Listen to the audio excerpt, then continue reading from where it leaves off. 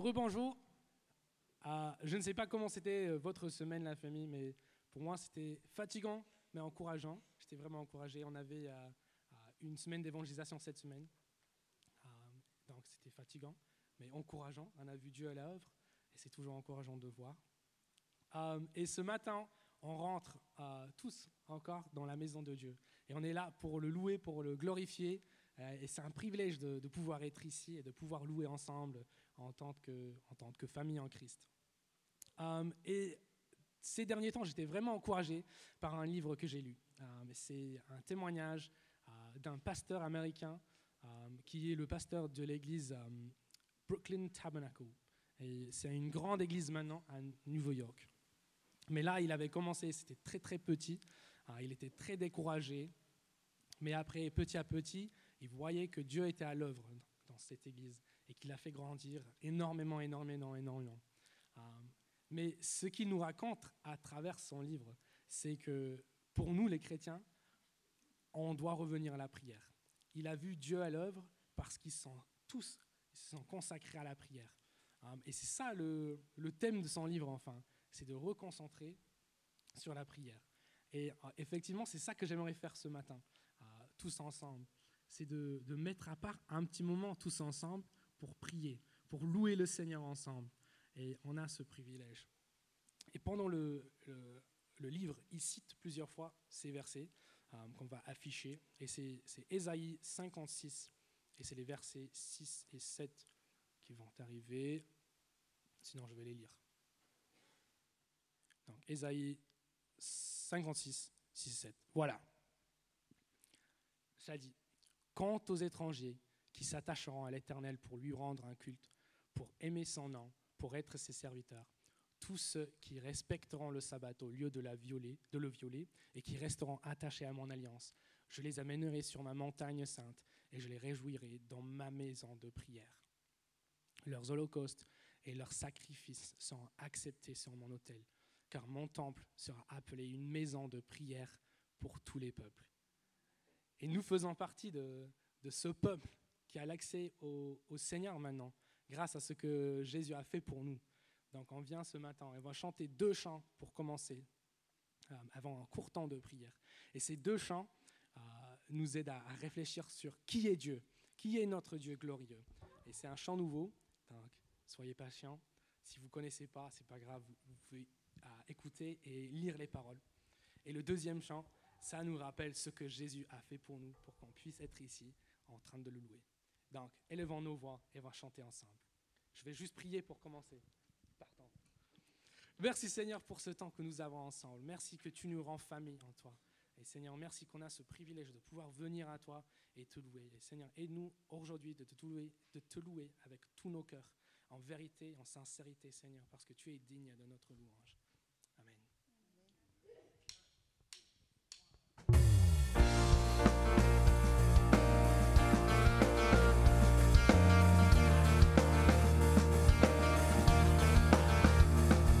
Louons le Dieu qui était, adorons le Dieu qui est, glorifions le Dieu qui sera à jamais. Il délivre les captifs, il ouvre la mer en deux,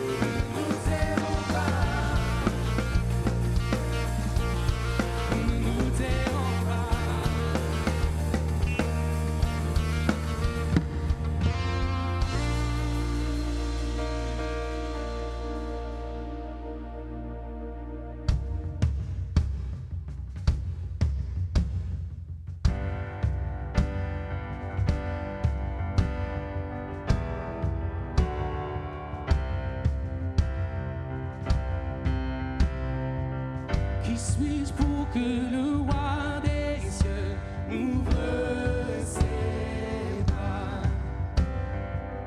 Perdu mais trouvé par sa grâce, son amour pour moi, son amour pour moi, il m'a libéré, m'a déterminé. Je suis enfant de Dieu, je suis à lui. Il m'a racheté à la croix grâce à son âme. J'étais esclave du péché, mais il m'a sauvé. Jésus m'a sauvé, il m'a libéré, m'a déterminé. Je suis enfant de Dieu, je suis à lui. Et dans sa maison, j'ai trouvé ma place. Je suis enfant de Dieu, je suis à lui. Je suis choisi et affranchi. En toi, je sais qui je suis. Tu es pour moi, pas contre moi. En toi, je sais qui je suis. Je suis choisi et affranchi. En toi, je sais qui je suis. Tu es pour moi, pas contre moi. En toi, je sais qui je suis. En toi, je sais qui je suis.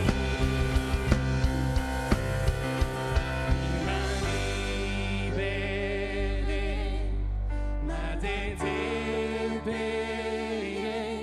Je suis enfant de Dieu, je suis à lui. Et dans sa maison, j'ai trouvé ma place. Je suis enfant de Dieu, je suis à lui. Il m'a libéré. Il m'a libéré, m'a déterminé. Je suis enfant de Dieu, je suis à lui. Et dans sa maison, j'ai trouvé ma place. Je suis enfant de Dieu, je suis à lui. Je suis choisi et affranchi. En toi, je sais qui je suis. Tu es pour moi, pas contre moi. En toi, je sais qui je suis. Je suis choisi, déclare. Je suis choisi et affranchi. En toi, je sais qui je suis. Merci Seigneur. Tu es pour moi, pas contre moi. En toi, je sais qui je suis. Oui, en toi, je sais qui je suis. Il m'a libéré. Il m'a libéré, m'a déterminé. Je suis enfant de Dieu, je suis à lui. Et dans sa maison, j'ai trouvé ma place. Je suis enfant de Dieu, je suis à Amen. Maintenant, je vous invite à élever vos voix l'un après l'autre. Si on avait juste quelques-uns qui aimeraient prier, remercier le Seigneur pour ce qu'il a fait pour nous et qui il est.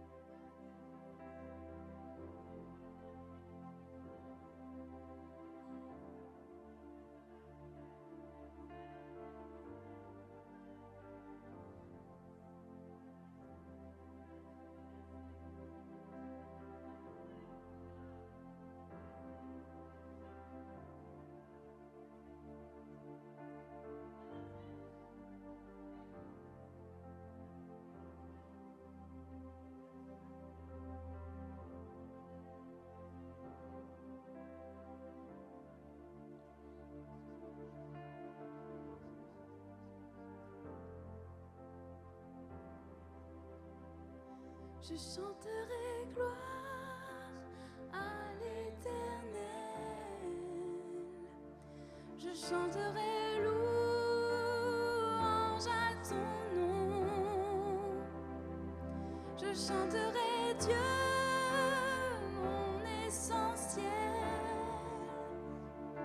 Je chanterai en l'honneur de son nom.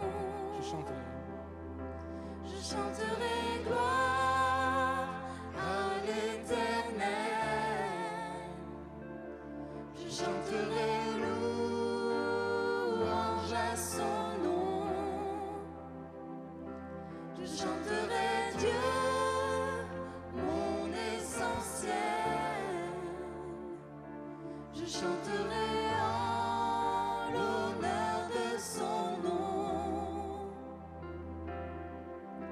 Je viens t'offrir, Seigneur, ce que j'ai de meilleur. Je viens t'offrir ma vie. Oui, à toi, Jésus-Christ. Et même si je suis fragile, et même si c'est difficile, je chanterai gloire à l'Éternel. Je chanterai louange à son nom. Je chanterai Dieu, mon essentiel. Je chanterai en l'honneur de son nom. Je viens te dire, Seigneur, que tu es mon bonheur. Rien ne peut détruire notre bel avenir. Et même si je suis fragile, et même si c'est difficile, je chanterai gloire à l'Éternel. Je chanterai louange à son nom. Je chanterai Dieu, mon essentiel. Je chanterai en l'honneur de son nom. Toute ma vie. Toute ma vie, je redirai que tu as donné ta vie. Toute ma vie, je redirai que tu as payé le prix. Toute ma vie, je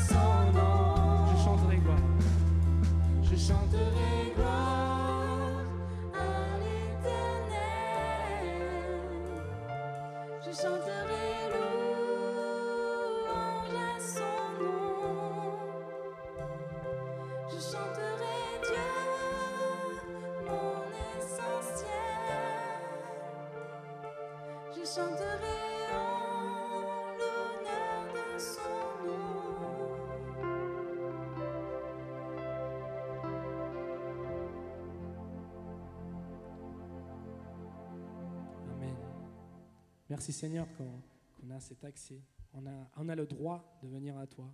Et Seigneur, tu nous dis que tu veux nous rencontrer. Et Seigneur, on est venu ce matin sachant que tu es le Dieu Tout-Puissant qui peut nous parler ce matin comme tu as parlé à ton peuple depuis le début.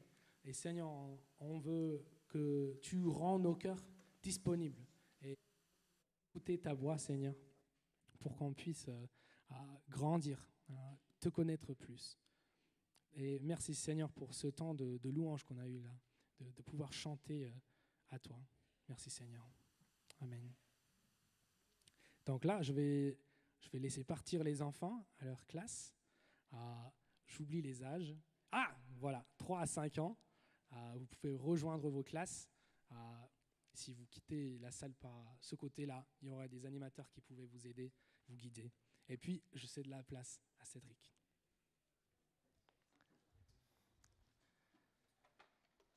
Bonjour à tous et à toutes. Heureux d'être avec vous ce matin encore et d'avoir le privilège, en effet, d'ouvrir la parole de Dieu et de nous laisser nourrir par elle. Jimmy a prié, mais je souhaiterais encore une fois remettre ce temps entre les mains de notre Seigneur. Je vais prier. Notre Dieu, notre Père, quel privilège nous avons ce matin encore de pouvoir te rendre un culte en toute liberté.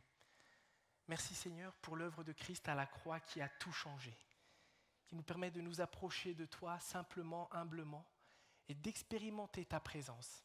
Seigneur, je vais te prier aussi pour les enfants et te remettre ce temps où ils vont être aussi enseignés. Je te remets chaque moniteur, monitrice, afin qu'ils puissent transmettre ta parole fidèlement, avec clarté et simplicité, et que les enfants puissent comprendre dès leur plus jeune âge combien tu es un Dieu d'amour, combien c'est toi qui les as créés, Seigneur. Seigneur, ici, en tant qu'adulte, Seigneur, que tu puisses aussi en effet ouvrir les yeux de notre cœur pour recevoir ta parole, qu'elle vienne nous nourrir, qu'elle vienne nous approcher de toi, qu'elle nous permette de mieux comprendre la grandeur de ton saint nom. Seigneur, je prie, utilise-moi, dirige-moi, et que cela soit fait pour l'unique et seule gloire de ton nom. Amen. Depuis le mois de septembre dernier, nous sommes dans toute cette série de messages que nous avons intitulés c'est une carte. Sola Scriptura, si tu peux me mettre Sola Scriptura. C'est une expression latine qui vient de la réforme protestante du XVIe siècle, où notamment sous l'impulsion de Martin Luther, la parole de Dieu, la Bible, a été remise au centre de la foi chrétienne, comme faisant autorité réellement dans la vie des croyants. Et donc ainsi, de semaine en semaine, nous avons parcouru la Bible, de livre en livre, afin de découvrir comment ce Dieu, créateur de l'univers, se révèle aux hommes, afin de comprendre quel est son plan merveilleux qui s'accomplit de toute éternité. Et c'est ce que nous avons donc fait semaine après semaine. Et après plusieurs mois, après avoir survolé près de l'intégralité de l'Ancien Testament, Manu, il y a quelque temps, est venu prêcher sur le livre, en effet, de Malachie, qui est le dernier prophète de l'Ancien Testament. Et aujourd'hui, j'ai la joie d'être avec vous pour débuter le Nouveau Testament, la deuxième partie de la Bible, avec l'Évangile de Matthieu. Les évangiles sont des livres contenant à la fois des récits, mais aussi les enseignements de Jésus-Christ. L'évangile signifie bonne nouvelle. Les évangiles sont donc à la fois un message unique, mais c'est aussi une personne, Jésus-Christ. Et ces évangiles sont au nombre de 4. Il y a celui de Matthieu, de Marc, de Luc et de Jean. Finalement, en fait, ce sont 4 auteurs qui, en rédigeant, donnent 4 perspectives complémentaires sur un seul et même message, sur une seule et même personne. Et donc, comme ces 4 personnes, il y a aussi des ressemblances dans les évangiles, mais aussi des différences que l'on peut constater lorsqu'on les lit les uns à la suite des autres. Et ce matin, on va justement regarder à ce premier évangile.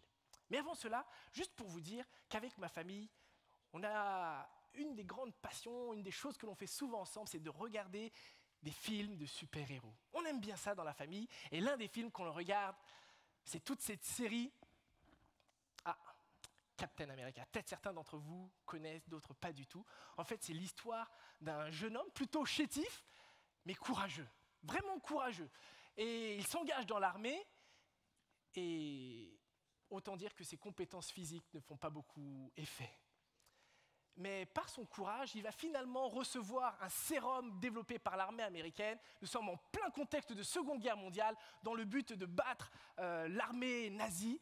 Et donc il va devenir un super-héros radicalement différent, surpuissant, avec son super bouclier et son déguisement. Mais dans le film, à un moment, il va avoir un terrible accident d'avion et il va se retrouver pris aux pièces dans un lac gelé et tomber dans le coma. Il va se réveiller 70 ans après, en 2011, dans un pays, dans un contexte qu'il ne reconnaît pas du tout. Et lorsque l'on lit la Bible et que l'on passe de l'Ancien au Nouveau Testament, il y a beaucoup de choses qui ont changé. Pour nous, finalement, lorsqu'on lit, on passe juste une page et de Malachie, on arrive très vite à Matthieu, mais on ne réalise pas qu'en tournant une seule page, nous venons de passer 400 ans d'histoire. 400 années d'histoire séparent le prophète Malachie du début du Nouveau Testament avec justement l'évangile de Matthieu. Cette période qu'on appelait la période intertestamentaire, entre les testaments, l'Ancien et le Nouveau, a été appelée par beaucoup la période ou le temps du silence. En raison du fait que pendant cette période, il n'y a pas eu de message particulier prophétique de la part de Dieu adressé à son peuple. 400 ans de silence ne signifie pas 400 ans d'inaction. Pendant ces 400 années, de nombreuses choses se sont passées. Dieu est resté au contrôle de sa création, Dieu a agi, mais d'un point de vue mondial aussi, les choses ont pas mal bougé, avec des puissances politiques qui sont apparues et d'autres qui ont disparu. Et permettez-moi justement, à ce titre, une petite parenthèse historique pour nous donner quelques éléments de contexte. Je ne vais pas vous refaire les 400 années, ça prendrait 400 ans. Mais quelques éléments concrets qui peuvent nous aider à comprendre qu'est-ce qui a bougé finalement. Pourquoi lorsqu'on lit, il y a des choses qui sont apparues et qui n'étaient pas présentes dans l'Ancien Testament. Et un des grands personnages de cette période, c'est Alexandre le Grand. Peut-être certains en ont déjà entendu parler, dans nos cours d'histoire même. Mais Alexandre le Grand était le roi de Macédoine, qui est considéré par beaucoup d'historiens comme peut-être l'un des plus grands conquérants de l'histoire de l'humanité. Et Alexandre le Grand a été, d'une certaine manière, le disciple du célèbre philosophe Aristote. Et il était vraiment amoureux de la culture grecque. Et alors qu'il va devenir un peu ce roi de Macédoine, il va répandre son empire. Non seulement il va renverser l'empire des Mèdes et des Perses, qui était la grande puissance dans l'Ancien Testament, il va renverser cet empire, il va battre le roi Darius, et il va étendre son territoire vers le sud, que ce soit jusqu'en Égypte, mais à l'est, il va aller presque jusqu'aux Indes. Et voilà un petit peu une idée de son empire. Nous sommes en l'an à peu près 300, 330 avant Jésus-Christ. Donc finalement, un conquérant plutôt prolifique. Et l'une de ses grandes intentions a été justement de répandre la culture grecque dans toutes les nations, dans tous les peuples qu'il se soumettait. Il voulait leur imposer la culture, les mœurs, mais aussi la langue. Ce qui fait qu'à cette période, le grec va devenir un petit peu, si on peut dire, l'équivalent de notre anglais actuel. À la fois la langue du commerce, la langue parlée au sein de l'Empire, entre les populations. Il va réussir ce que beaucoup d'autres empereurs n'avaient pas réussi, d'une certaine manière, à fédérer au sein de son empire des valeurs communes. C'est ce qu'il va aussi tenter de faire avec le peuple juif. Et cependant, sans leur imposer, il va leur laisser une liberté de culte et les Juifs vont continuer de pouvoir en effet célébrer l'Éternel. Vous l'aurez compris, dans cette période intertestamentaire, il y a aussi de nombreux changements pour le peuple juif. L'une des choses que l'on découvre, c'est que durant cette période, l'Ancien Testament que nous lisons a été justement traduite en langue grecque. Cela donnera ce qu'on appelle la version des Septante.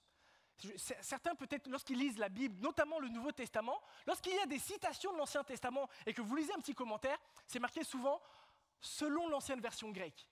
En fait, il fait référence à cette partie, et c'est dans cette période que l'Ancien Testament a été traduit en grec. Une grande partie des Juifs aussi, dans l'empire d'Alexandre, vont créer ce qu'on appelle une grande diaspora. Ils vont aller vivre dans d'autres contrées qu'en Palestine, vont aller en Égypte, à Alexandrie, et vont se répandre un petit peu partout pour se réunir et former justement une diaspora hors de la Palestine. En 323 avant Jésus-Christ, Alexandre le Grand, ce grand conquérant qui était prometteur, va décéder à l'âge de 32 ans seulement d'une maladie orientale. Et suite à son décès, son royaume va être divisé en 4. C'est un peu ces 4 grandes couleurs que l'on retrouve, même s'il y a des territoires qui étaient plus ou moins démesurés par rapport à d'autres. ça va être réparti en 4 grandes divisions. Et l'un des souverains, une des personnes qui va prendre sa relève, plusieurs décennies plus tard, va être Antiochus IV Épiphane, tristement célèbre pour son immense méchanceté et sa cruauté. Il va tenter d'imposer, cette fois-ci au peuple juif, par la violence, les mœurs et la culture grecque. Il va aller jusqu'à profaner le temple de Jérusalem en offrant sur l'autel de l'Éternel un porc. Quand on connaît la culture juive, autant vous dire que c'était un signe de grand mépris. La fameuse abominable profanation dont le prophète Daniel parlait. Donc on découvre que finalement, son objectif était de faire disparaître la culture juive et de raser littéralement le peuple juif. Mais ce n'est pas ce qui va se passer. Et dans cette période, justement, une grande révolte va se mettre en place, notamment sous l'impulsion des frères Maccabées, avec justement un des frères plus célèbres, Judas Maccabée, qui vont avoir une véritable révolte armée avec un succès non négligeable, mais qui va s'estomper un petit peu dans le temps. C'est ainsi qu'on va assister aussi, au fur et à mesure, par la suite de l'histoire, à différents mouvements de révolte, dont un qu'on découvre un peu dans le Nouveau Testament, le mouvement des Zélotes. C'est aussi à cette période qu'on va découvrir qu'au sein même du judaïsme, différents courants vont apparaître. Le courant des Sadducéens et des pharisiens notamment. C'est des mots qu'on retrouve dans le Nouveau Testament, mais lorsqu'on lit l'Ancien Testament, ils n'étaient pas présents. Finalement, chacun avec ses propres spécificités, que ce soit dans le rapport au temple, dans le rôle qu'ils y jouent, dans le rapport aux autorités. Mais on voit aussi de véritables divergences doctrinales entre ces courants dans le judaïsme, avec notamment, par exemple, la question de la résurrection.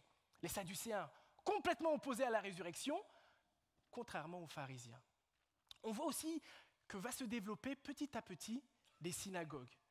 Les Juifs, en effet, vont commencer à se rassembler petit à petit, en dehors de ces rassemblements au temple, ils vont se rassembler dans ces lieux afin d'étudier la loi et aussi de pouvoir traiter des affaires de la vie commune.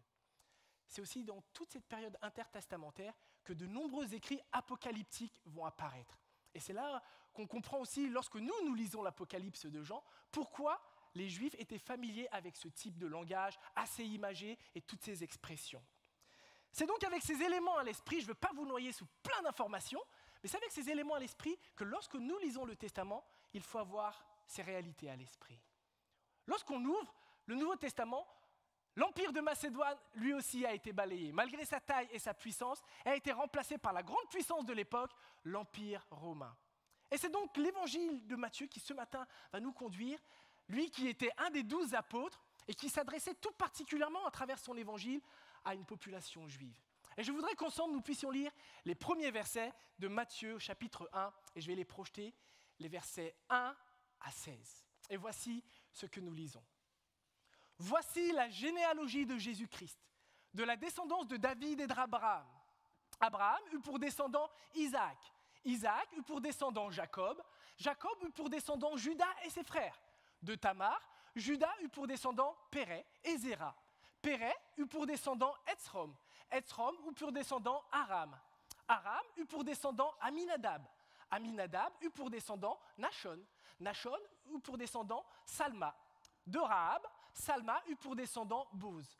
De Ruth, Boz eut pour descendant Obed. Obed eut pour descendant Isaïe. Isaïe eut pour descendant le roi David. De la femme d'Uri, David eut pour descendant Salomon. Salomon eut pour descendant Roboam. Roboam eut pour descendant Abiya. Abiya eut pour descendant Asa. Asa eut pour descendant Josaphat. Josaphat eut pour descendant Yoram.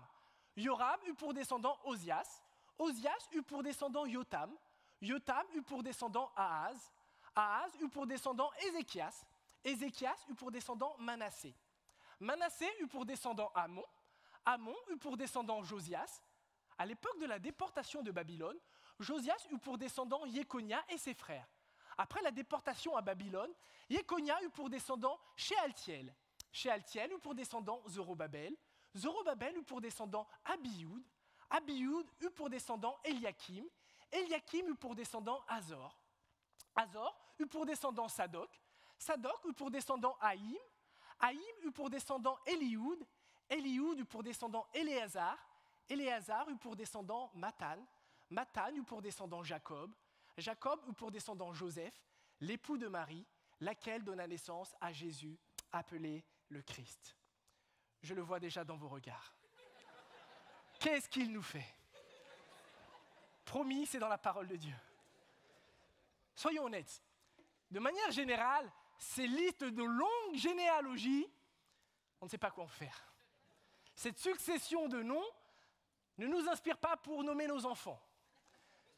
Et donc, de manière générale, on les passe très rapidement. Et encore, celle-ci, soyons honnêtes, est assez courte. Lisez le livre des Chroniques si vous voulez des longues généalogies, et vous verrez ce que c'est. Mais si Matthieu, l'auteur de cet évangile, a pris le temps un peu de prendre finalement de lister cette généalogie, c'est qu'elle avait un sens non seulement pour les premiers lecteurs, mais pour chacun d'entre nous aujourd'hui.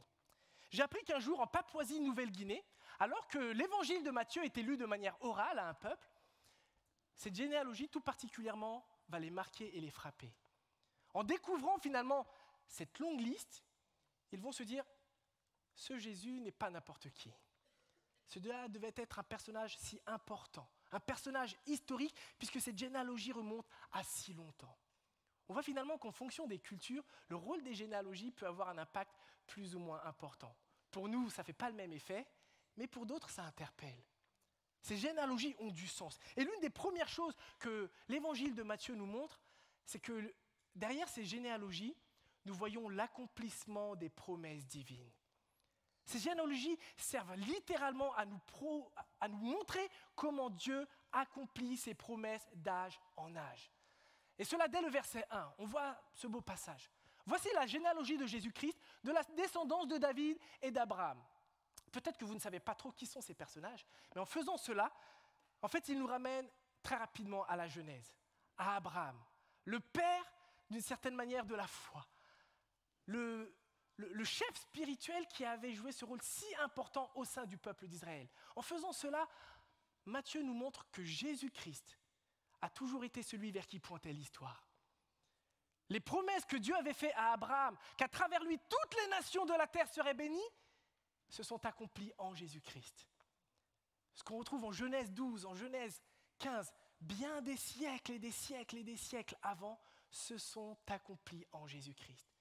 Puis en citant David, il nous rappelle que Jésus est aussi le descendant de David, ce grand roi glorieux de l'époque d'Israël, auprès de qui Dieu avait dit qu'un de ses descendants régnerait pour toujours sur le trône, avec justice et équité. Encore une fois, cette promesse a été accomplie en Jésus-Christ. Ces deux noms nous montrent comment la généalogie de Jésus s'inscrit dans l'histoire du peuple d'Israël, s'inscrit de manière bien plus large dans l'histoire de l'humanité. Et c'est ce que Matthieu souhaitait mettre en évidence dès le départ. Cela sert aussi à souligner à travers cette généalogie que Jésus n'est pas un extraterrestre. Il n'est pas débarqué de nulle part. Jésus était un juif dont ses parents, Joseph et Marie.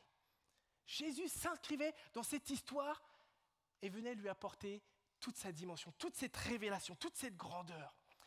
Nous voyons très vite que dans la suite, les origines modestes de Jésus poseront de nombreuses questions et même, pour certains, seront un véritable obstacle. Nathanaël s'exprimera. Que peut-il venir de bon de Nazareth? Autant vous dire que lorsqu'il dit ça, ce n'est pas très positif, c'est plutôt même péjoratif. Un autre passage, on lit ça à propos de Jésus. Il retourna dans la ville où il avait vécu.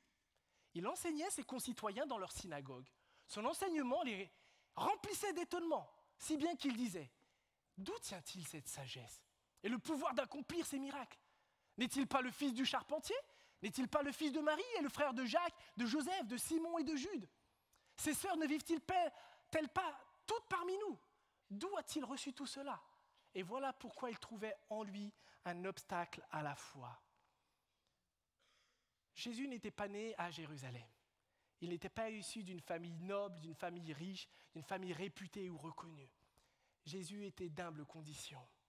Et à l'époque, les Juifs s'étaient fait une représentation. À cette époque romaine du Nouveau Testament, les Juifs s'étaient fait une représentation de ce que devait être le Messie. À quoi il devait ressembler? Comment il devait être? Imaginez juste un instant. Vous devenez célèbre et vous avez pour grande responsabilité de vous choisir un garde du corps. Et vous avez la possibilité entre deux choix. La première possibilité, cet homme. Son boulot, un grand spécialiste qui a accompagné de nombreuses stars déjà. Et la deuxième personne, c'est moi-même. je vais commencer à me vexer. Qui me choisirait? Merci. Oh! Alors, une des choses que vous devez savoir, c'est que je cours très vite. Et si les choses tournent mal, moi, je vous abandonne. De manière générale, on se fait quand même une idée de qui on veut pour nous protéger. Et je pense que cet homme est peut-être plus qualifié que moi. Mais le peuple d'Israël, finalement, s'était vraiment construit une image en raison à la fois de leur histoire, en raison des différentes oppressions qu'ils avaient connues. Qui doit être notre Messie? Et une des caractéristiques qui ressortait, c'était une sorte de Messie royal avec une véritable force physique. Et dans plusieurs récits de l'Antiquité, on retrouve vraiment cette réalité d'un leader charismatique.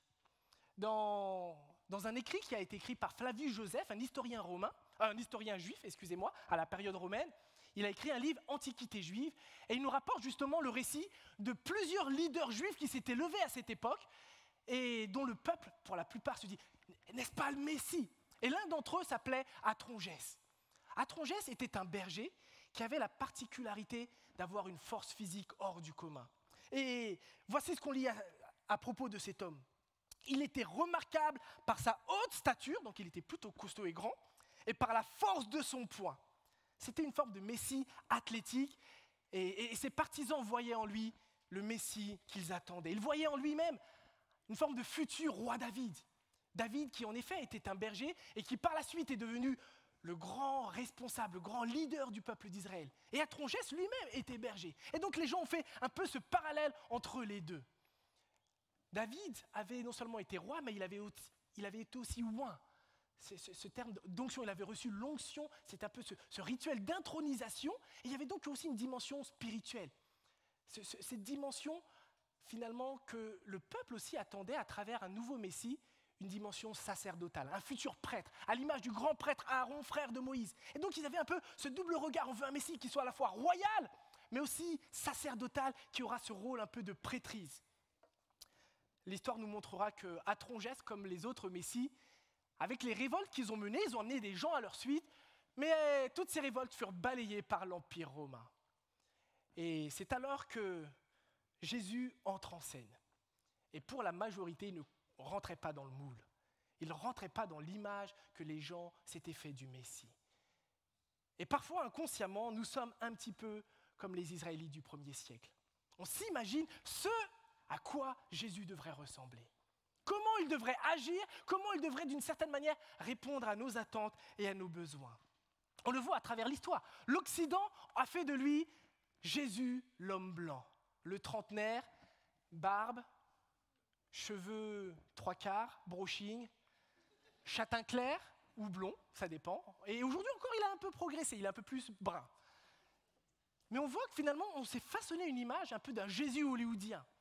On le voit même à travers l'histoire de l'Église catholique, à travers les différentes iconographies, les tableaux et toute la période de la Renaissance avec des artistes comme de Vinci ou autres. On a développé aussi une image de Jésus. Certaines même de ces représentations imagées ont fait l'objet de vénération et d'adoration. Aujourd'hui même, j'ai entendu des débats sur le fait que finalement, en fait, tout ça, en fait, tout le monde se trompe, en fait, Jésus serait noir. Non, mais des débats où les gens sont réellement sérieux. Peut-être ça va vous choquer, mais je n'y crois pas du tout. Je suis noir, mais en fait, ce que j'aime avec la Bible, ce que j'aime avec la parole de Dieu, c'est que ce grand silence sur les aspects physiques de Jésus. Je crois que Dieu, dans son immense sagesse, savait que s'il donnait des petits détails, on ne s'en servirait pas de la bonne manière. On s'en servirait pour dire, t'as vu Jésus, en fait, il me représente moi, il représente mon pays, ma nation, il est comme moi physiquement. Rien de tout ça dans la parole de Dieu. Un silence, et pourtant, sur d'autres personnes, on a des détails. On voit sur certains rois, on voit Saül, il était grand, il était beau. Jésus, silence. Arrêtons peut-être parfois de spéculer.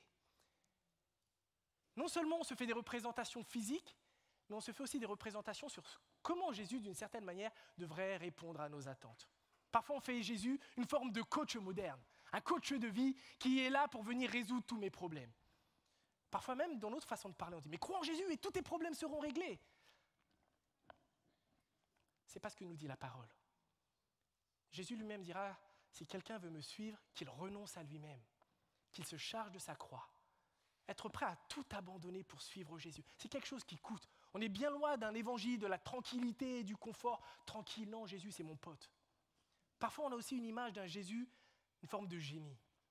En m'approchant de Jésus, en fait, il va répondre à tous mes besoins. Je vais lui demander quelque chose et poum, comme par magie, je vais l'obtenir. Et si je ne l'obtiens pas, alors là, on rentre dans une négociation avec Jésus. Seigneur, quand même, je vais à l'église tous les dimanches. Je lis ma Bible. Je jeûne même parfois. Je donne aussi un peu, ça m'arrive quoi parfois. Comme une forme de retour sur investissement. Comme si Jésus nous devait quelque chose. Je te donne ça, donc en retour, bon, tu as intérêt plutôt à répondre, sinon je vais me fâcher. Revenons à la parole de Dieu. Méditons avec humilité les Écritures pour redécouvrir finalement qui est réellement notre Seigneur. Qui est-il réellement à la lumière de la parole de Dieu? Et en le faisant, on découvrira combien Jésus ne rentre pas dans les cases que parfois nous avons nous-mêmes créées. Il est bien au-delà de toute chose. Il est bien supérieur à tout ce que nous pouvons imaginer ou même réaliser. Dans cette généalogie, nous voyons aussi une des choses que Matthieu va faire, c'est d'inclure volontairement des femmes. Et on en voit quelques-unes. Tamar, Rahab ou encore la femme d'Uri, donc en référence à Bathsheba. Il va inclure des femmes. Et lorsqu'on connaît la culture de l'époque, cela est réellement surprenant. On était premièrement le fils de quelqu'un, le fils de David. On va voir Josué, fils de Noun. Mais on ne voyait pas cette réalité, fils de monsieur et madame. C'était avant tout l'homme qui était mis en avant dans toutes ces généalogies. Et cette présence de femmes nous enseigne plusieurs choses. Cela nous montre premièrement comment Jésus lui-même, dans son ministère, va accorder une place toute particulière aux femmes. Combien il va les valoriser, combien il va prendre soin d'elles. Et cela à contre-courant du véritable patriarcat qui était présent à l'époque. Jésus va rétablir et restaurer la vision et l'image que la culture de l'époque avait de la femme. Nous voyons aussi que Matthieu ne choisit pas ces femmes au hasard. Il aurait pu choisir parmi elles des femmes qui étaient célèbres en Israël. Il aurait pu choisir la femme d'Abraham. Il aurait pu prendre Sarah quand même.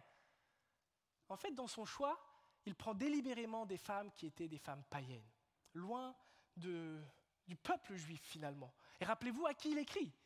Il écrit son évangile prioritairement à des personnes avec un arrière-plan juif. Le but de ces généalogies juives, elles étaient d'une certaine manière de montrer la pureté des ancêtres, d'une lignée, de la mettre en valeur, de la mettre en avant. Et Matthieu finalement s'affranchit de tous les codes de l'époque pour montrer une réalité bien plus glorieuse. Il voulait montrer dès le départ que dans l'Ancien Testament même, le salut offert par Dieu était ouvert à tous. Le salut offert par Dieu était ouvert à tous, peu importe le pays d'origine. Ce n'était pas une question ethnique, mais une question de foi. Ces femmes avaient eu foi en Dieu et par leur foi, elles étaient entrées dans le peuple de Dieu. Elles étaient entrées dans ses promesses. Elles avaient la grâce de pouvoir jouir de sa présence par la foi. Le salut n'est pas et n'a jamais été une question ethnique et ne le sera jamais. Par la foi, Dieu nous offre le salut. Cette généalogie vient briser finalement toutes nos idées reçues et vient enlever le fait que nous ne pouvons pas avoir d'a priori sur d'autres cultures, de rejet d'autres cultures, parce qu'aux yeux de Dieu, elles ont toutes de la valeur. Mais en même temps, plus on regarde cette généalogie et tous ces noms, et plus on réalise combien cette généalogie est imparfaite. Une généalogie bien imparfaite qui nous montre aussi l'amour de Dieu pour l'humanité pécheur que nous sommes. Dans cette généalogie, on trouve un homme comme David, le roi David, à la fois ce grand roi, mais qui a réalisé de terribles péchés. L'un d'entre eux a été de commanditer la mort d'un homme pour dissimuler ses propres fautes. Alors oui, il s'est repenti, mais soyons honnêtes, si on devait écrire quelque chose, un livre sur l'histoire de notre famille et qu'on avait un oncle avec un passé un peu bizarre, on l'aurait caché. On l'aurait mis de côté. On ne veut pas, quand même, ça fera tâche. Matthieu n'agit pas ainsi. Matthieu ne cherche pas à cacher quoi que ce soit. Je réalise parfois combien nous-mêmes on peut tomber dans ce piège lorsqu'on parle de Jésus autour de nous, lorsqu'on le présente. Finalement, on ne veut pas dire certaines choses parce qu'on ne veut pas déranger. On ne veut pas heurter, on ne veut pas choquer. Et finalement, à terme, on peut présenter un autre Jésus. Oui, Jésus dérange. Il dérangeait déjà au 1er siècle. mais c'est pour une bonne raison. Nous avons besoin d'être bousculés dans ce que nous sommes, nous, par nature, pour prendre conscience de qui il est, lui. Matthieu lui-même ne va pas cacher sa propre identité. Il était un ancien collecteur d'impôts. Et autant vous dire que la réputation des collecteurs d'impôts n'était pas bonne. Ils étaient connus pour être foncièrement malhonnêtes. Ils gonflaient les impôts pour retirer une part et s'en mettre plein les poches. Autant vous dire qu'aux yeux du peuple juif, ils étaient considérés comme des véritables collaborateurs de l'oppresseur romain et des traîtres à la nation. Et pourtant, dans son évangile, Matthieu va parler de cette réalité de qui il était. En évoquant son passé, Matthieu veut nous amener à prendre conscience de l'immensité de la grâce de Dieu pour tous. Dieu ne regarde pas notre passé, il ne regarde pas notre histoire, il ne regarde pas nos erreurs. Il regarde à notre cœur. Et si nous venons à lui repentants, si nous reconnaissons nos fautes et notre besoin de lui, nous sommes pleinement pardonnés. Cette généalogie nous montre des hommes et des femmes imparfaites pour nous rappeler que la grâce de Dieu est pour des hommes et des femmes imparfaits. Et c'est ce que nous sommes.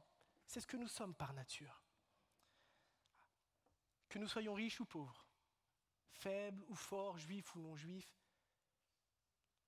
la bonne nouvelle de Jésus-Christ est pour tous. Elle est pour tous.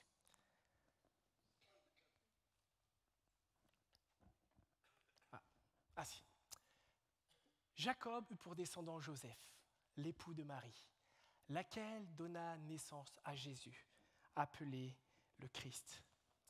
Contrairement peut-être à une idée populaire, et parfois, lorsqu'on ne connaît pas très bien, on pourrait penser que Jésus-Christ, en fait c'est Jésus le prénom, Christ le nom de famille. En fait, Christ, c'est un nom, c'est un mot qui signifie loin, le Messie, celui qui avait été promis par Dieu au peuple. Jésus est le Messie. Jésus est celui que le peuple attendait. Voici ce que Matthieu affirme dès l'introduction de son livre. Le Messie tant attendu, il est arrivé, il est là. N'attendez plus quelqu'un d'autre, il est venu. Il est le roi des rois, le Seigneur des seigneurs.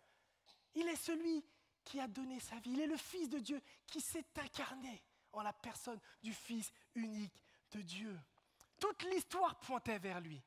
Tout ce qui s'est passé avant sa venue pointait vers lui. Et tout ce que nous vivons aujourd'hui encore pointe encore dans la direction de Jésus. Il est le centre de toute chose. Un peu après, Matthieu va dire la chose suivante.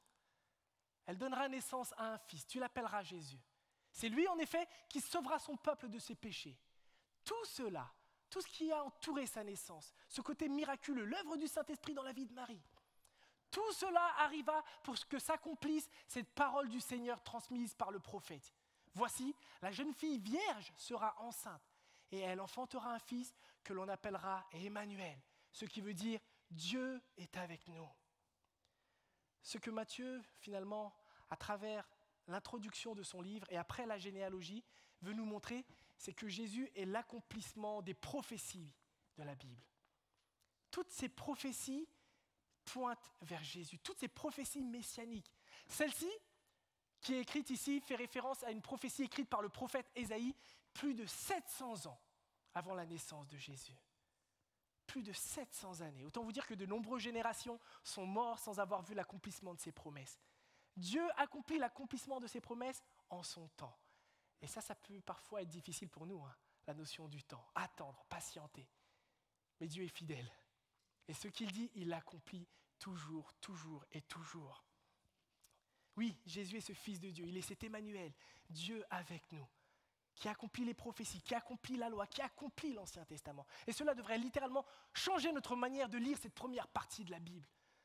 Lorsqu'on a passé tous ces mois dans ces livres, nous étions déjà en train de contempler la gloire du Fils de Dieu. Dans la Genèse, Jésus est le descendant de la femme qui écrasera la tête du serpent, en référence au diable. Dans l'Exode, il est l'agneau de la Pâque qui offre le salut au monde. Dans le Lévitique, il est notre grand prêtre et le sacrifice ultime. Dans le livre des Nombres, sa mort à la croix est déjà préfigurée par le serpent d'airain. Celui vers qui, si on tourne le regard, on place notre confiance, nous sommes pleinement pardonnés. Dans le Deutéronome, il est la loi parfaite, la loi incarnée. Celui qui offre la vie, celui qui donne toutes ses bénédictions à ceux qui choisissent de le suivre. Dans le livre de Josué, il est notre grand conquérant, celui qui nous prépare déjà une place dans la terre promise. celui qui a tout accompli, le Sauveur, le Roi des rois.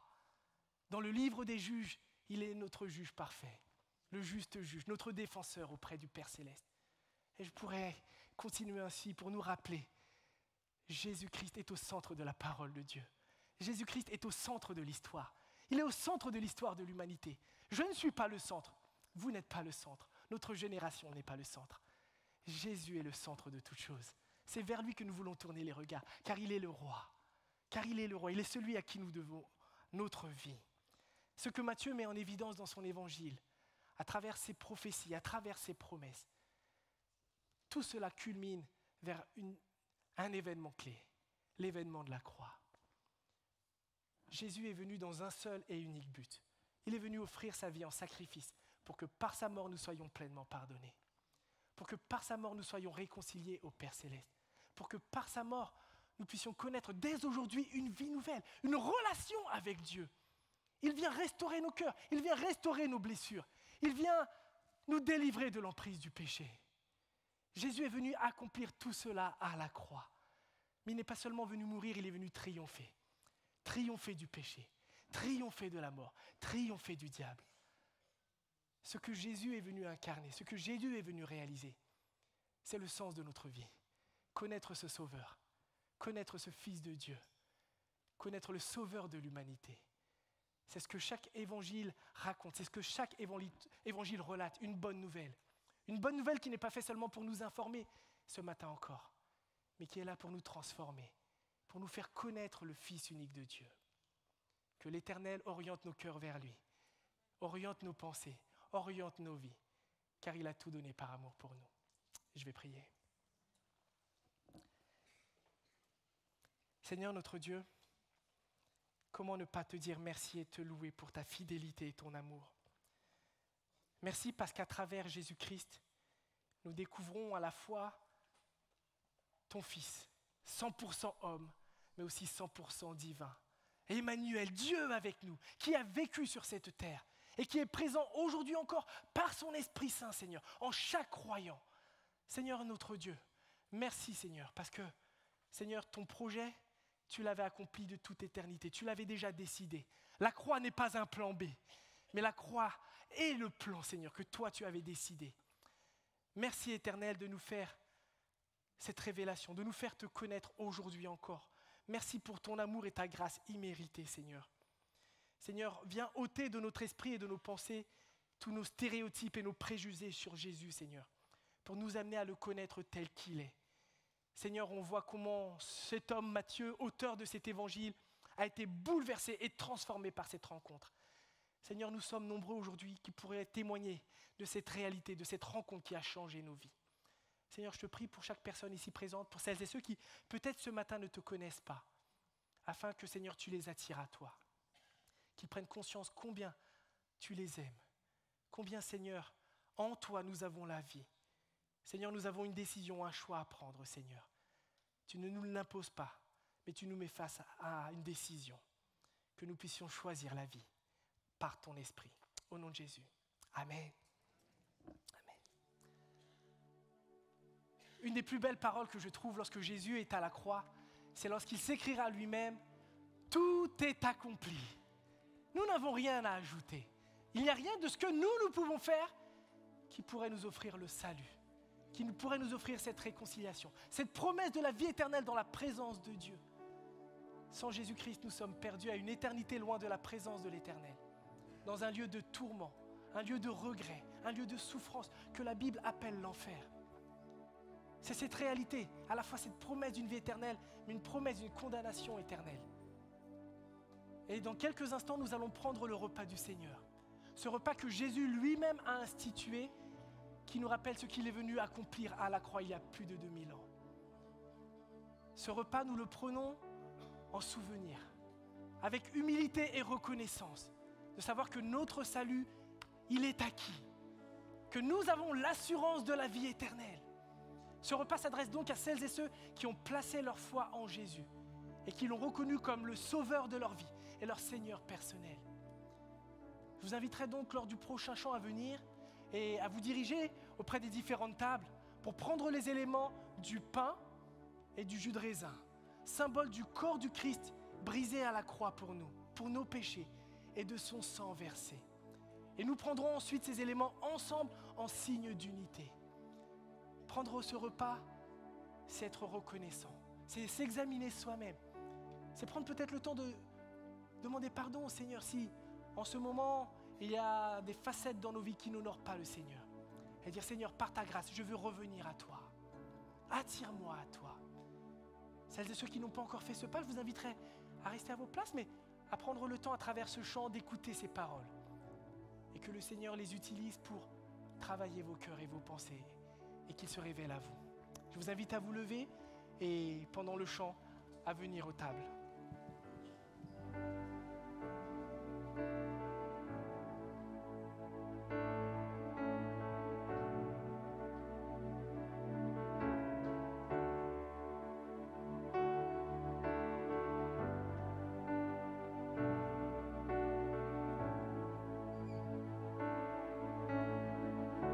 Tu étais là dès la création, Fils unique du Dieu très haut. Les mystères de ta gloire révélés, en toi Christ notre Seigneur. Oh, ce nom est si merveilleux. Oh, ce nom est si merveilleux, le nom de Jésus-Christ, mon roi. Oh, ce nom est si merveilleux, sa beauté sans pareil. Oh, ce nom est si merveilleux, le nom de Jésus.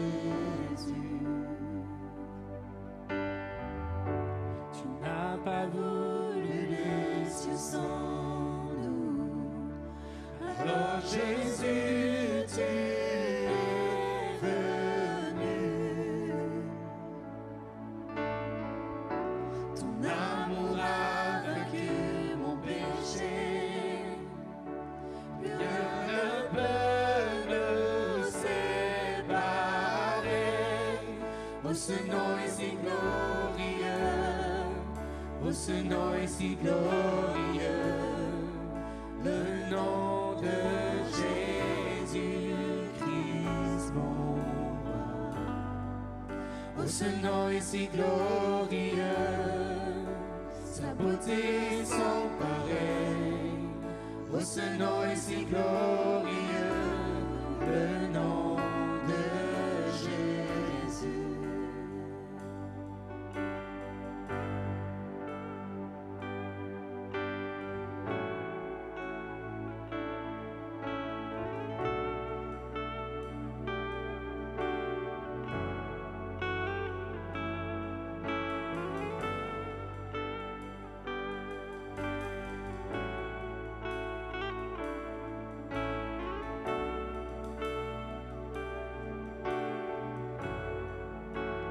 La terre a tremblé, le voile s'est déchiré, désarmant la mort et le péché. Les cieux chantent ta gloire, l'écho de ta victoire, car tu es le roi ressuscité. Tu es sans rival, tu es sans égal, Dieu tu triomphes à tout jamais. À toi soit le règne, à toi soit la gloire, ton nom surpasse tout autre nom. La terre a tremblé. La terre a tremblé, le voile s'est déchiré, désarmant la mort et le péché. Les cieux chantent ta gloire, l'écho de ta victoire, car tu es le roi ressuscité.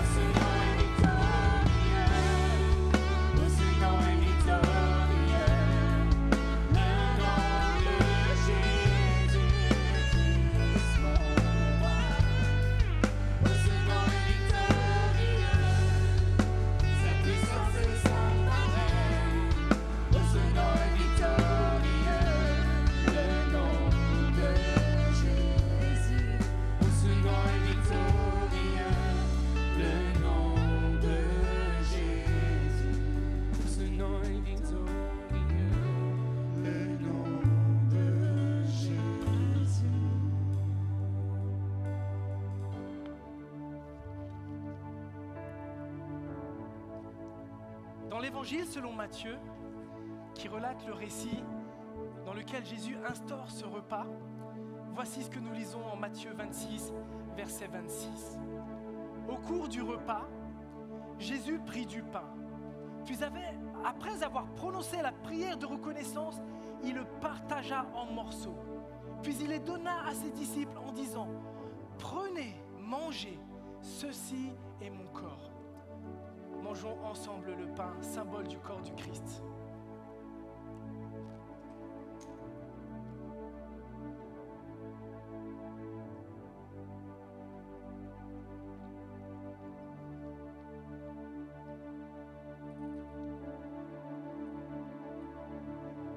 Ensuite, il prit une coupe et après avoir remercié Dieu, il la leur donna en disant « Buvez-en tous, ceci est mon sang par lequel est scellée l'alliance.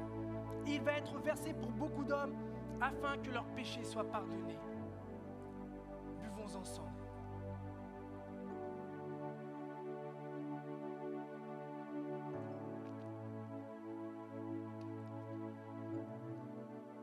Je vous le déclare, désormais je ne boirai plus du fruit de la vigne, jusqu'au jour où je boirai le vin nouveau avec vous dans le royaume de mon Père. Car Jésus est ressuscité.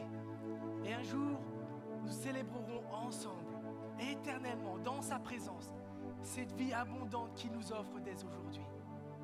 Continuons de louer et d'adorer notre Dieu. On va rester dans cette attitude de prière. Et en fait, j'ai cité une citation d'Ésaïe au début. Et Jésus, il le cite en Matthieu. En Matthieu, en fait, c'est en Matthieu 21, versets 12 et 13. Et c'est pendant qu'il est dans le temple, il renverse les tables. Il sort les gens du temple en disant ceci. Or, un homme vaut... Non, c'est pas ça. Matthieu 21, pardon. Matthieu 21. Ça dit. Jésus entre dans le temple de Dieu. Il chassa tous ceux qui vendaient et qui achetaient dans le temple. Et il renversa les tables des changeurs de monnaie et les sièges des vendeurs de pigeons. Il leur dit, il est écrit, mon temple sera appelé une maison de prière. Mais vous avez en fait une caverne de voleurs. Et c'est une partie de ce livre que j'ai lu qui m'a encouragé de remettre la prière au centre de nos vies. Parce qu'il cite ces versets et il cite aussi Apocalypse 3. Et c'est un verset, c'est des versets très très connus qui disent ça. Mais en fait, ça qu'on connaît, il est en train de parler à des églises. Il dit, on doit revenir à Jésus. Et c'est ça qu'il dit, voici, je me tiens à la porte et je frappe. Si quelqu'un entend ma voix et ouvre la porte, j'entrerai chez lui, je souperai avec lui et lui avec moi. Le vainqueur, je le ferai asseoir avec moi sur mon trône, tout comme moi aussi j'ai vaincu et je me suis assis avec mon Père sur son trône. Que celui qui a des oreilles écoute ce que l'Esprit dit aux églises. Et là, je veux nous encourager aujourd'hui. Ce qu'on va faire, c'est un peu particulier. Je vais vous demander de vous mettre en petits groupes, juste avec des gens qui sont autour de vous, et de prier. Je vais chanter un chant derrière, pour que vous n'ayez pas l'impression qu'on vous écoute. Mais j'aimerais bien que vous priez ensemble. Et je n'impose pas de sujet. Je veux juste que l'Esprit vous guide dans vos prières.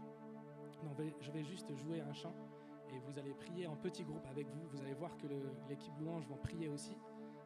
Et puis, on va terminer avec un chant tous ensemble. Mais là, je vais juste jouer, et je vous laisse former vos groupes, et prier ensemble, et remettre Dieu au centre de nos vies avec la prière.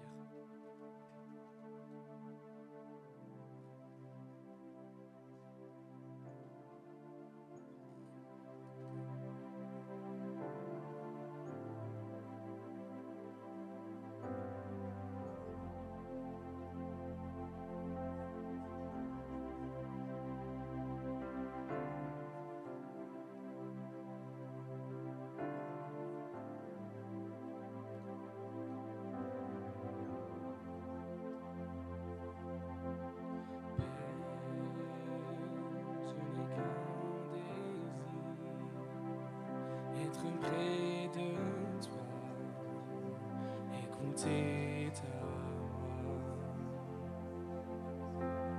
Père, tu vas envoyer ton Fils bien-aimé pour quiconque croit.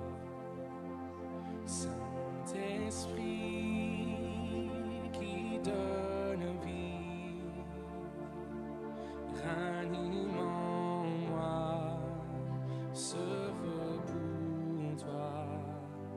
Saint-Esprit, viens par ta pluie, rafraîchis-moi et envoie un souffle nouveau,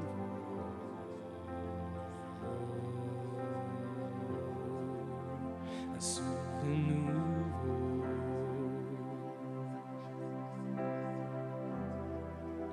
un souffle nouveau,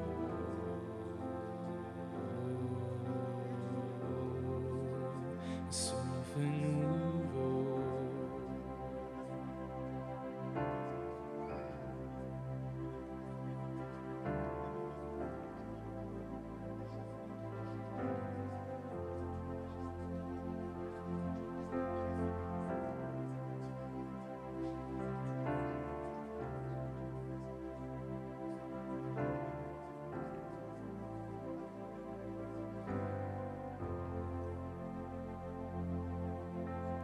Père, je n'ai qu'un désir, rester près de toi, écouter ta voix. Oh Père, tu m'as tout donné, et c'est à tes pieds que je veux rester. Saint-Esprit qui donne vie, ranime en moi ce feu pour toi. Saint-Esprit, viens par ta pluie, rafraîchis-moi et envoie un souffle nouveau,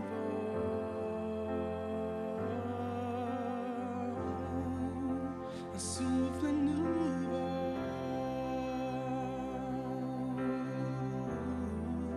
un souffle nouveau,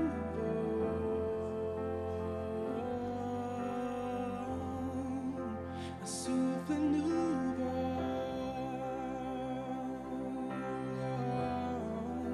un souffle nouveau,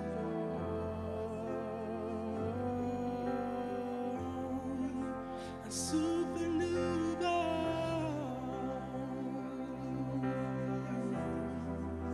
un souffle nouveau,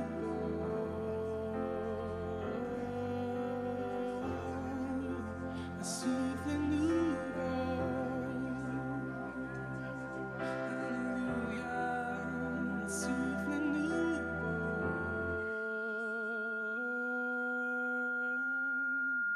un souffle nouveau.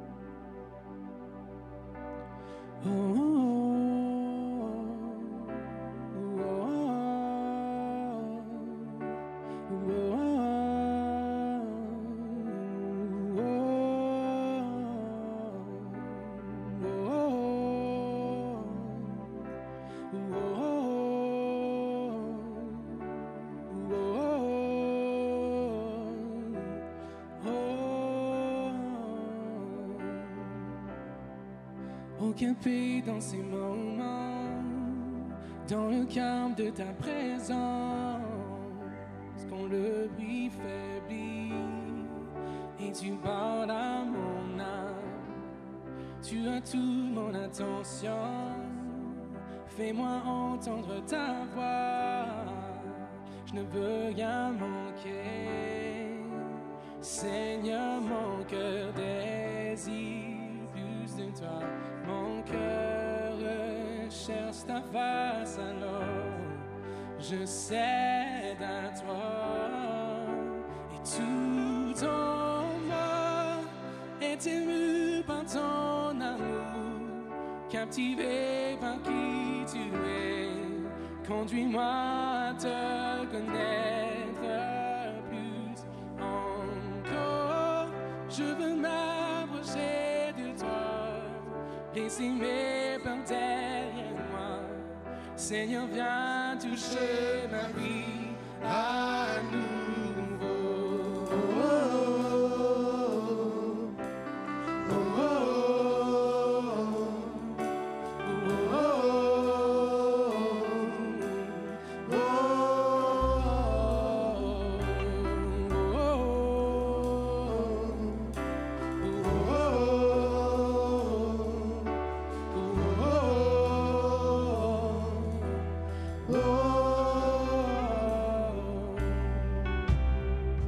Comme le soleil à l'aurore, comme la brise dans la nuit, ta paix me restaure, tu me donnes la vie. Il n'y a eu qu'une hésitation, dans ton amour, ton affection, rien n'est comparable. Seigneur, mon cœur désire plus de toi.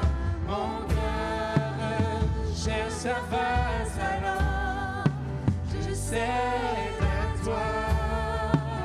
Et tout en moi est ému par ton amour, captivé par qui tu es.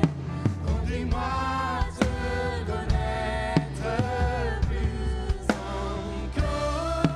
Je veux m'approcher de toi, laisser mes peurs derrière moi. Seigneur, viens toucher ma vie à nouveau.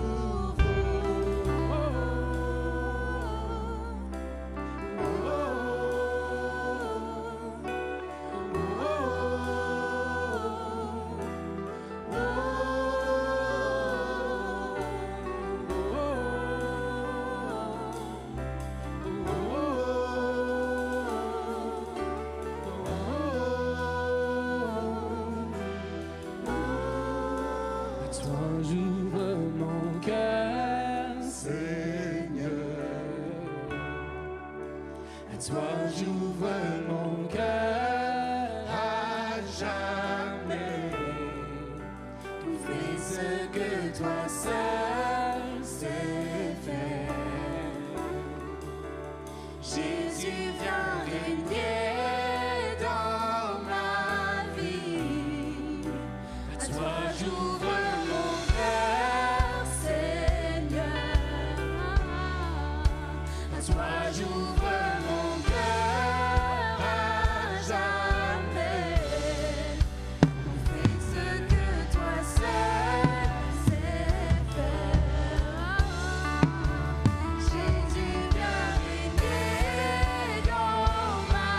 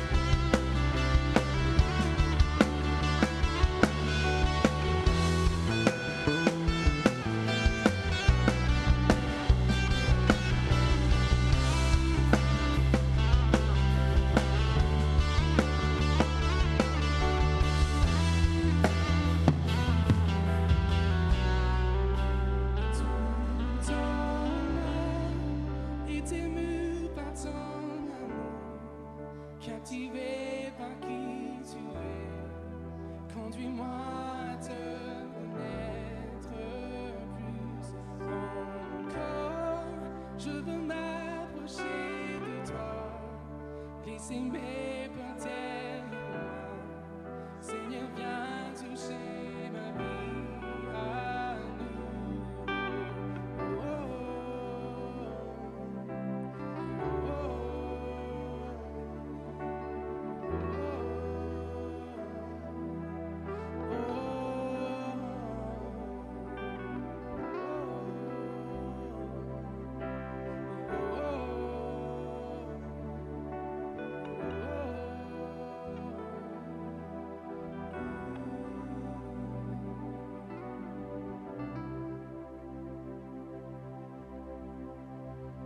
Merci Seigneur que tu es un Dieu qui est pas loin de nous. Tu es un Dieu qui est près de nous, qui veut toucher nos vies, qui veut nous parler, qui veut nous aider, qui veut nous bénir.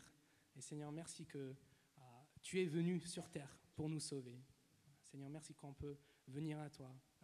Et on n'a pas besoin d'être dans ton église pour venir à toi, Seigneur. Merci qu'on a cet accès tout au long de la semaine. Et merci Seigneur pour cette bénédiction qu'on a. Et merci pour ce temps que nous avons eu de pouvoir chanter et prier et louer ensemble, Seigneur. Merci pour ton Église et l'encouragement, c'est de pouvoir faire tout ça ensemble, de pouvoir te louer avec nos frères et sœurs en toi. Et Seigneur, je veux te remercier vraiment pour ce temps que nous avons eu avec toi. Et Seigneur, je veux te demander d'aller avec nous tout au long de cette semaine, de nous aider à venir à toi en chaque instant, de tout remettre à toi, Seigneur, de te donner tous nos cœurs. Alors merci Seigneur pour ce temps. Amen.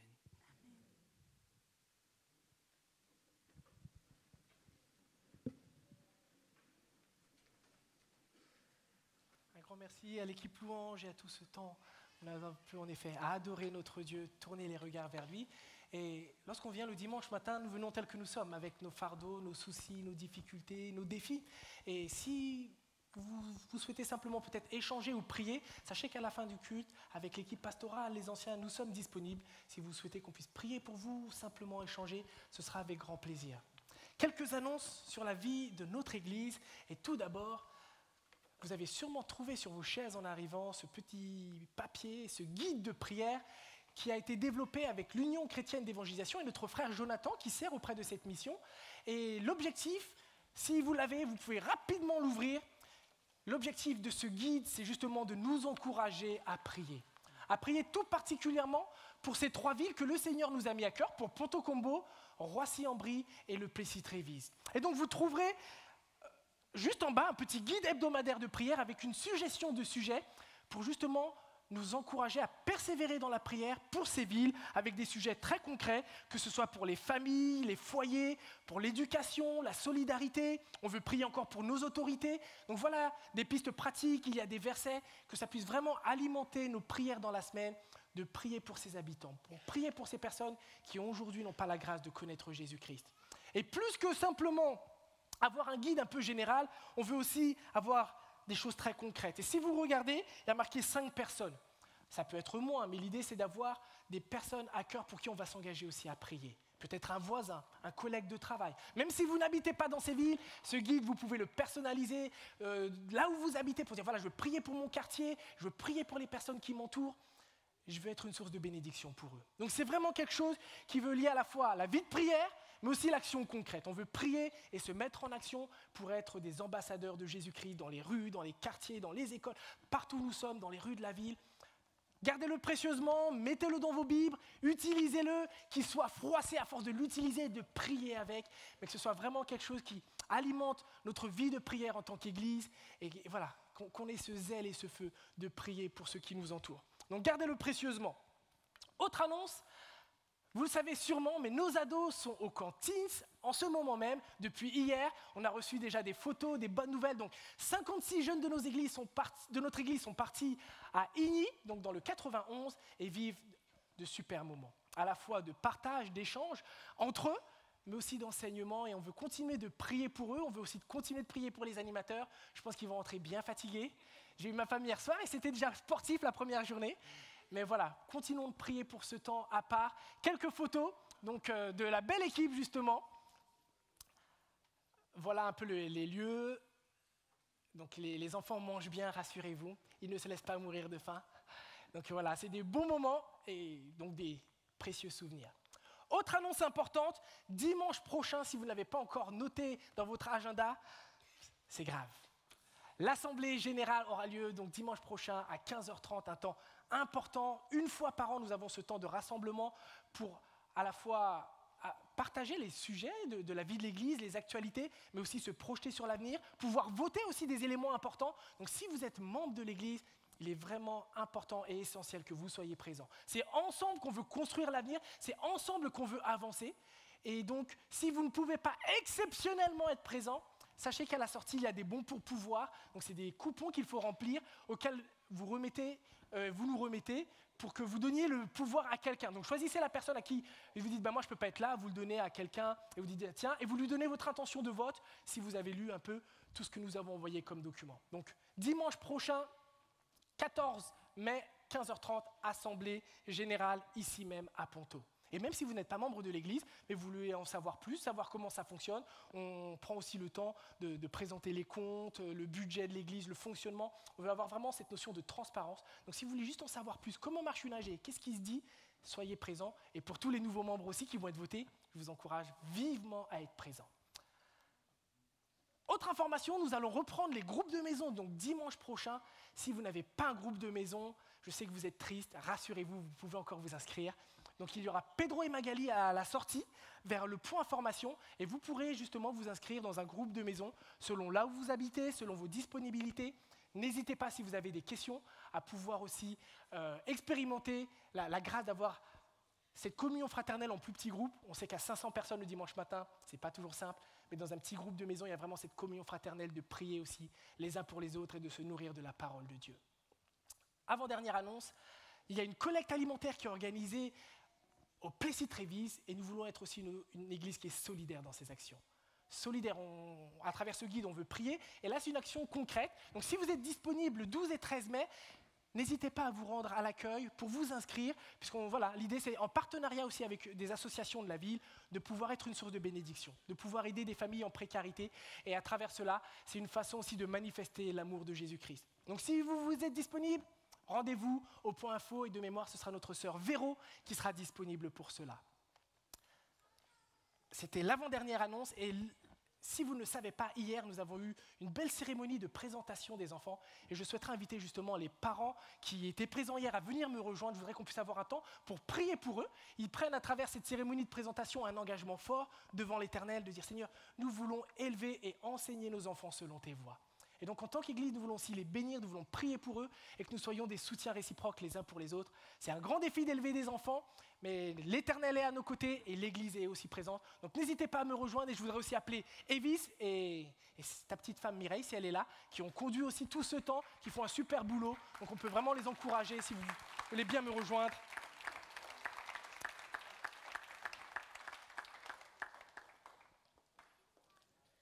Et on va avoir un temps où on pourra prier pour eux.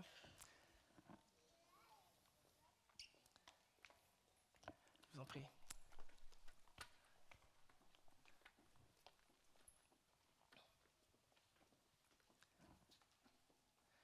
Je vous invite à vous lever et qu'ensemble, on puisse vraiment prier pour eux et dire Seigneur, tu vois cet engagement qu'ils ont pris hier, nous sommes avec eux, on est ensemble. Et on se réjouit de ce que le Seigneur va faire à travers la vie de ses enfants, qu'il équipe toujours plus les parents. On a besoin de prière pour nos foyers, pour nos familles. Il y a de grands défis, mais l'Éternel est au contrôle, n'est-ce pas? Prions ensemble et ensuite, je conclurai ce temps. Mais voilà, qu'on puisse ensemble élever la voix et bénir nos frères et sœurs.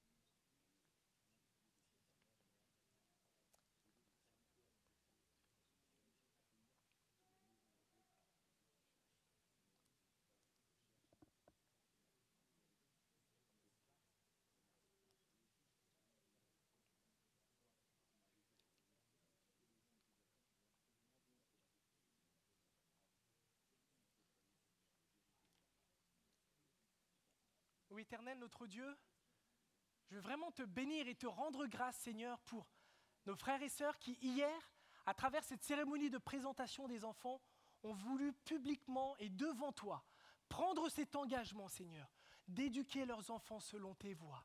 Seigneur, nous voulons en tant qu'Église les bénir et prier pour eux, Seigneur. Te prier pour que tu leur donnes sagesse et discernement. Te prier, Seigneur, pour que tu leur donnes surtout de l'amour, Seigneur. Seigneur, nous voyons combien par nous-mêmes, Seigneur, nous sommes bien démunis face à des situations qui se présentent à nous. Mais nous prions qu'en toi, nous puissions puiser sagesse, force, courage, patience, humilité, que le fruit de l'Esprit soit toujours plus manifeste en nous et dans la vie de nos frères et sœurs, pour que leurs enfants voient à travers eux, Seigneur, de fidèles serviteurs de Jésus, Seigneur. Te prie, Seigneur, pour les vies de couple, Seigneur. Te prie pour l'unité dans les foyers, Seigneur. Te prie, Seigneur, pour de la joie à vivre ensemble, Seigneur. Seigneur, je veux te prier pour ta protection. Nous voyons, Seigneur, combien nous vivons dans une époque et dans une société où tant d'idéologies, Seigneur, viennent assaillir nos jeunes, viennent assaillir nos enfants, Seigneur.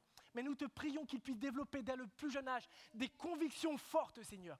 Qu'ils s'enracinent dans ta parole, Seigneur, et qu'ils expérimentent ta présence. Tu n'es pas un Dieu lointain, Seigneur. Tu le dis si bien. Laissez venir à moi les petits-enfants. Et c'est ce que nous voulons faire, Seigneur. Tu nous les confies, mais nous voulons, Seigneur, prendre soin d'eux, afin qu'à leur tour, ils deviennent d'authentiques disciples de Jésus. Merci, Seigneur, pour Evis, Mireille et pour leur engagement dans ce ministère. Merci pour ce qu'ils organisent. Merci pour ce qu'ils transmettent et ce qu'ils incarnent. Que tu puisses aussi les bénir abondamment. Dans le nom de Jésus-Christ. Amen. Amen. Un grand merci à tous et à toutes. Je vous souhaite une très bonne fin de culte, un très bon dimanche. Et comme à chaque dimanche, vous avez la possibilité de mettre dans les urnes ce que le Seigneur vous aura mis à cœur pour l'avancement de son royaume. Soyez richement bénis. Bonne semaine à tous.